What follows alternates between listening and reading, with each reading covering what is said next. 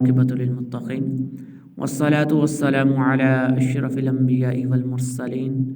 اما بعد فاعوذ باللہ من الشیطان الرجیم بسم اللہ الرحمن الرحیم اللہم صلی علی سیدنا و مولانا محمد النبی الامی وعلی آلہ وصحبہ وبارک وسلم۔ اللہ رب العالمین سورہ حج آیت نمبر 32 کے اندر ارشاد فرما رہا ہے ذالک ومن یعظم شعائر اللہ فإنها من تقوی القلوب۔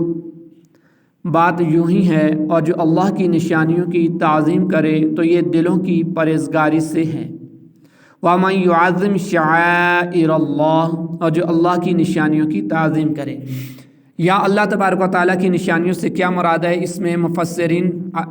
فرماتے ہیں کہ یہاں نشانیوں سے مراد مناسک حج ہے، کہ مناسک حج کے اندر جتنی بھی چیزیں آتی ہیں وہ شعائر اللہ ہیں، یا اس سے مراد تمام تر عبادات اور ریاضتات ہیں، یا ان سے مراد بدنا یعنی وہ اونٹ اور گائے مراد ہیں جنہیں قربانی کے لیے حرم میں بھیجا جائے، اور ان کی تعظیم یہ ہے کہ فربا خوبصورت اور قیمتی ہوں۔ اس آیت سے کریمہ سے معلوم ہوا کہ حج کے موقع پر جو قربانی کے جانور لیے جاتے ہیں وہ خوبصورت بھی ہوں، قیمتی بھی ہوں اور طاقتور فربا بھی ہوں۔ فَإِنَّهَا مِن تَقْوَى الْقُلُوبِ، تو یہ دلوں کی پرہیزگاری سے ہے، یعنی اللہ تعالیٰ کی نشانیوں کی تعظیم کرنا دلوں کی پرہیزگاری سے ہے۔ اس آیت سے معلوم ہوا کہ دل کی پرہیزگاری کا مرکز، اور جب دل میں تقوی اور پرہیزگاری جم جائے تو اس کا اثر دیگر اعضاء پر بھی ہوتا ہے، یعنی جس کے اندر جو نیک اعمال کرتا ہے،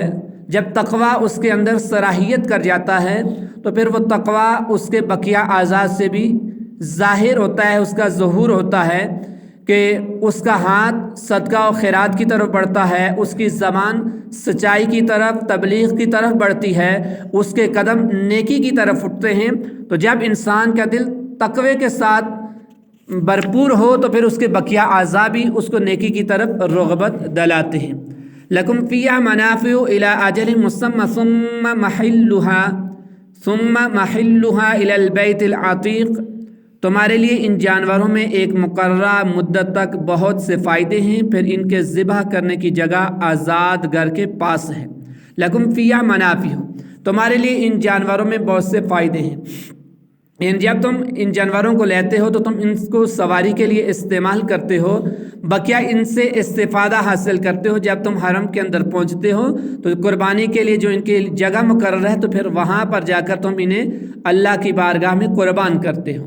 وَلِكُلِّ أُمَّةٍ جَعَلْنَا مَنسَكًا لِيَذْكُرُوا اسْمَ اللَّهِ عَلَى مَا رَزَقَهُم مِّن بَهِيمَةِ الْأَنْعَامِ فَإِلَٰهُكُمْ إِلَٰهٌ وَاحِدٌ فَلَهُ أَسْلِمُوا وَبَشِّرِ الْمُخْبِتِينَ الذين إذا ذكر الله وجلت قلوبهم والصابرين على ما أصابهم والمقيم الصلاة ومما رزقناهم ينفقون۔ اور ہر امت کے لیے ہم نے ایک قربانی مقرر فرمائی تاکہ وہ اس بات پر اللہ کا نام یاد کریں کہ اس نے انہیں بے زبان چوپاؤں سے رزق دیا، تو تمہارا معبود ایک معبود ہے، تو اسی کے حضور گردن رکھو اور عاجزی کرنے والوں کے لیے خوشخبری سنا دو۔ وہ لوگ ہیں کہ جب اللہ کا ذکر ہوتا ہے تو ان کے دل ڈرنے لگتے ہیں، اور انہیں جو مصیبت پہنچتی ہے اس پر صبر کرنے والے ہیں اور نماز قائم رکھنے والے ہیں، اور ہمارے دیے ہوئے رزق میں سے خرچ کرتے ہیں۔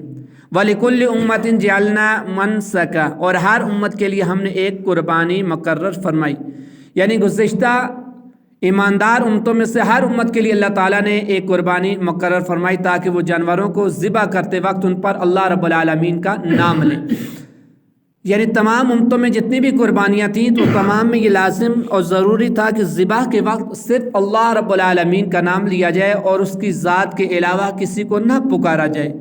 اگر اس کی ذات کے علاوہ کسی کا نام بطور تعظیم لیا جائے یا عبادت کے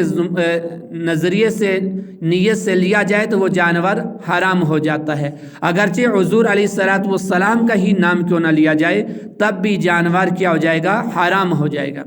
الذین اذا ذکر اللہ وجلت قلوبہم، وہ لوگ ہیں کہ جب اللہ کا ذکر ہوتا ہے تو ان کے دل ڈرنے لگتے ہیں، یعنی عاجزی کرنے والے وہ لوگ ہیں کہ جب ان کے سامنے اللہ کا ذکر ہوتا ہے تو ان کے جسم کانپ جاتے ہیں، اللہ کی خشیت الہی سے، اللہ کے خوف سے، احکام الہی سے ان کے جسم لبریز ہو جاتے ہیں، ڈر جاتے ہیں، کانپ جاتے ہیں۔ والبدن جعلناها لکم من شعائر اللہ لکم فیہا خیر فاذکروا اسم اللہ علیہا صواف وَإِذَا وَجَبَتْ جُنُوبُهَا فَكُلُوا مِنْهَا وَأَطْعِمُوا الْقَانِعَ وَالْمُعْتَزَّ كَذَلِكَ سَخَّرْنَاهَا لَكُمْ لَعَلَّكُمْ تَشْكُرُونَ۔ اور قربانی کے بڑی جسامت والے جانوروں کو ہم نے تمہارے لیے اللہ کی نشانیوں میں سے بنایا۔ تمہارے لیے ان میں بھلائی ہے تو ان پر اللہ کا نام لو، اس حال میں کہ ان کا ایک پاؤں باندھا ہوا ہو اور 3 پاؤں پر کھڑے ہوں، پھر جب ان کے پہلو گر جائیں تو ان کے گوشت سے خود کھاؤ اور قناعت کرنے والے اور بھیک مانگنے والوں کو بھی کھلاؤ۔ اسی طرح ہم نے ان جانوروں کو تمہارے قابو میں دے دیا تاکہ تم شکر ادا کرو۔ والبدن اور قربانی کے بڑے جسامت والے جانور۔ اناف کے نزدیک بدنہ کا اطلاق اونٹ اور گائے دونوں پر ہوتا ہے، جبکہ امام شافعی کے نزدیک بدنہ کا اطلاق صرف اونٹ پر ہوتا ہے، یعنی بڑے جسامت والے جانور۔ جعلناہا لکم من شعائر اللہ، ان جانوروں کو ہم نے تمہارے لیے اللہ کی نشانیوں میں سے بنایا، یعنی اللہ تعالیٰ نے قربانی کے بڑی جسامت والے جانوروں کو مسلمانوں کے لیے اپنے دین کی نشانیوں میں سے بنایا۔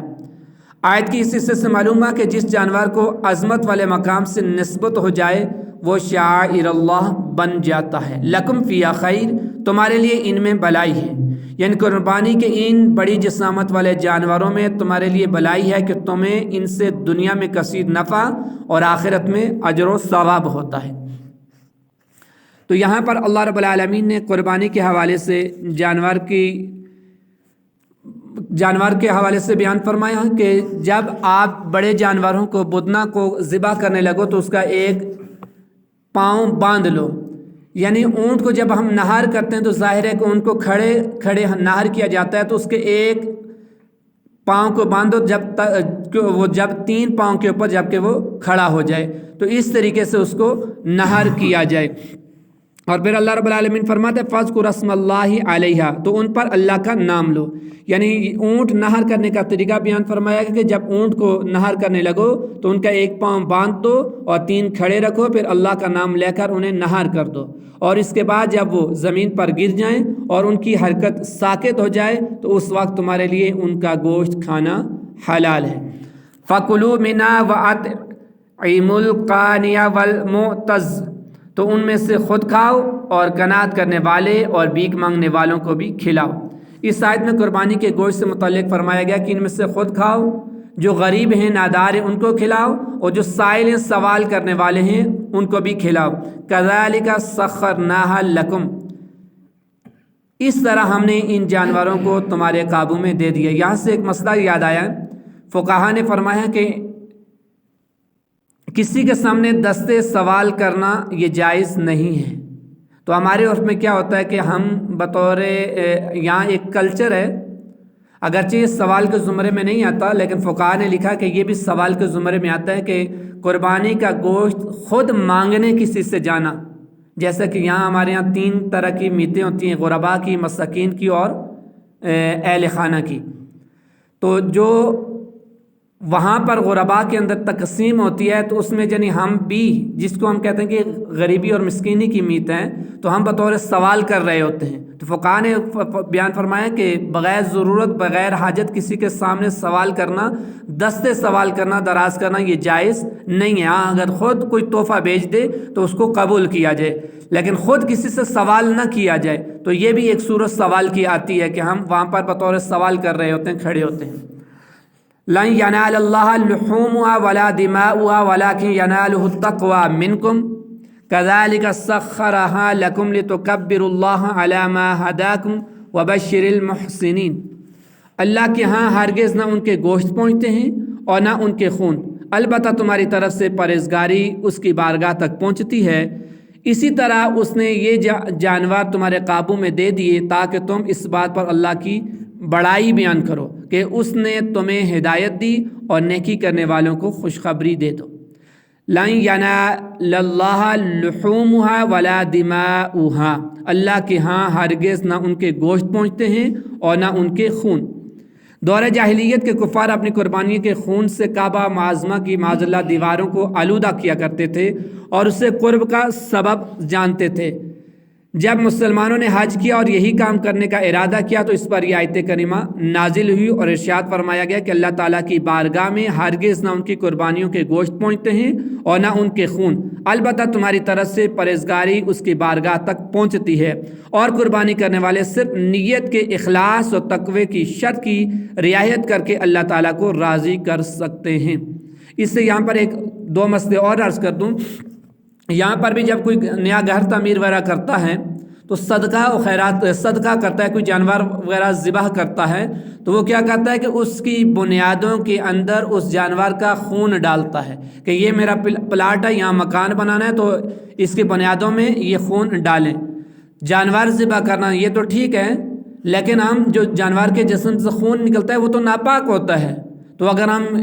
وہی عمل کریں کہ یہ خون اس کے اندر رکھیں گے تو برکات ہوں گی، تو یہ طریقہ کار درست نہیں کہ اس جانور کو اسی پلاٹ کے اندر ذبح اس نیت سے کرنا کہ اس کی بنیادوں کے اندر صدقے کا خون رہے۔ یا بعض جگہ پر میں نے دیکھا جب قربانی کے جانور کو ذبح کیا جاتا ہے تو لوگ بطور تبرک یا بطور علاج اس کے خون سے اپنے جسم کو لپیٹتے ہیں، یعنی اپنے جسم پر خون لگاتے ہیں، ملتے ہیں، پاؤں یا ہاتھوں کے ساتھ ملتے ہیں بطور علاج یا بطور تبرک، تو وہ تو اس کے جسم سے جو ذبح کے وقت خون نکلتا ہے وہ تو ناپاک ہوتا ہے۔ تو ناپاک اپنے آپ کو خود ناپاکی کے اندر ملنا یہ تو شریعت کو مطلوب نہیں ہے،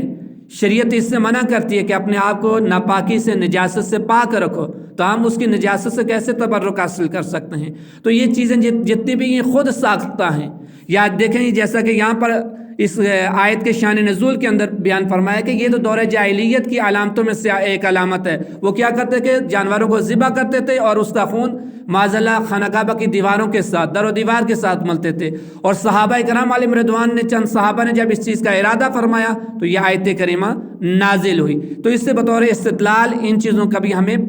علم ہوتا ہے کہ ان چیزوں سے، ان ناپاکیوں سے ہمیں بچنا اور ضروری ہوتا ہے۔ کذالک سخرھا لکم، اسی طرح ہم نے یہ جانور تمہارے قابو میں دے دیے۔ ارشاد فرمایا کہ اس طرح ہم نے یہ جانور تمہارے قابو میں دے دیے تاکہ اس سے تمہیں اللہ تعالیٰ کی عظمت معلوم ہو کہ اس نے جانوروں کو تمہارے قابو میں دے دیا جنہیں لوگوں کے قابو میں دینے پر اس کے علاوہ اور کوئی قادر نہیں۔ یعنی اگر کوئی جانور بلک جائے،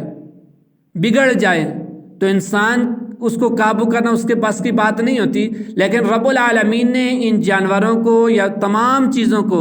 انسان کی حاکمیت کے اندر دے دیا کہ انسان کو ان تمام چیزوں کو پر حاکم بنا دیا۔